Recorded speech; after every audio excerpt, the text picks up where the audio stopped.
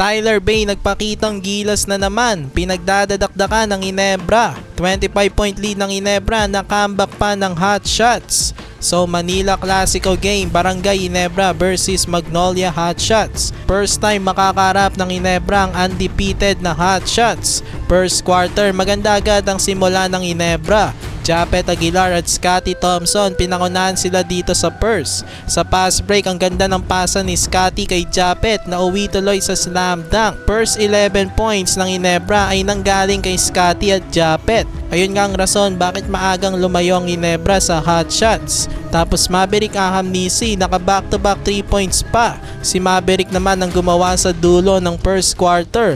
Meron siyang 11 points agad dito sa quarter number 1. Kontrolado tuloy ng Gene Kings ang first quarter. Umabot sa 20 ang kalamangan ng Ginebra dito sa first. Natapos naman ang first sa score na 34-16.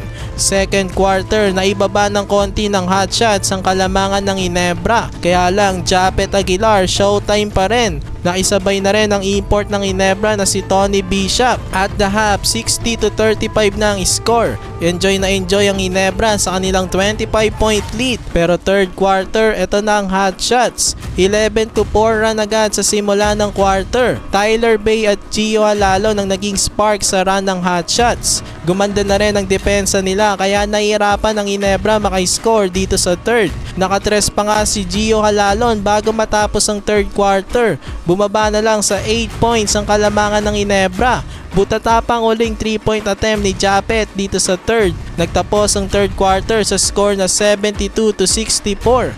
Konti na lang ang kakabulin ng Hot Shots sa fourth quarter. Fourth quarter, nagpatuloy pa nga ang paghabol ng Hot Shots. Tyler Bay nag-take over na ng tuluyan dito sa fourth. 8 straight points. Panglamang pa ang kanyang dakdak sa pass break. 85-83 na ang score. First lead nga ng Hot Shots iyan sa buong laro. Maverick Ahamnisi naman nag-take over sa clutch. Back-to-back na tres ang sinagot sa Hot Shots. Abante muli ang Ginebra 89-86. Pero ang import ng Hot Shots na si Tyler Bay hindi pa rin mapigilan. Naka 4 points siya around 1 minute ng fourth quarter. Lumamang na ulit tuloy ang Hot Shots 93-91. May chance pa sana ang Ginebra makuha ang panalo pero mintis ang layup ni Scotty Thompson na pantabla sana. At ang mid-range jumper naman ni Stan airball. In the end, nakambak pa tuloy ng Hot Shots ang Ginebra after silang matambakan ng 25 points sa first half. Nanalo sila sa score na 93-91. Wala pa rin silang talo, 4-0. Tyler Bay another monster performance, 31 points, 10 rebounds at 2 blocks. Tapos Gio Alalon 15 points naman. Sa Ginebra, Tony Bishop at Maverick Ahamnisi may tig 21 points.